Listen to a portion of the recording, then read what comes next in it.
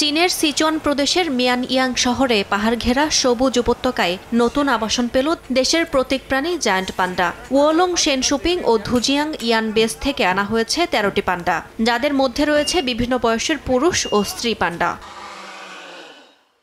নতুন মিয়ানইয়াং কেন্দ্রটি ১২০ হেক্টর জায়গা জুড়ে গড়ে তোলা হয়েছে এক মনোরম ইকোলজিক্যাল পার্কে।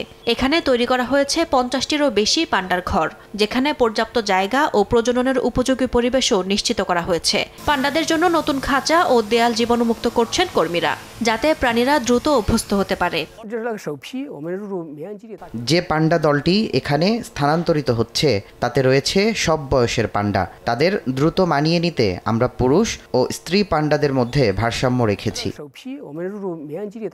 তবে এখনো দর্শনার্থীদের জন্য উন্মুক্ত করা হয়নি এই নতুন সংরক্ষণ কেন্দ্রটি। পান্ডারা নতুন পরিবেশে অভ্যস্ত হলে তা জনসাধারণের জন্য খুলে দেওয়া হবে। মিয়ানইয়াং শহরে বর্তমানে বন্য পরিবেশে ৪১৮টি জায়ান্ট পান্ডা রয়েছে, যা চীনের মোট সংখ্যার প্রায় ২২% বলে জানিয়েছে কর্তৃপক্ষ।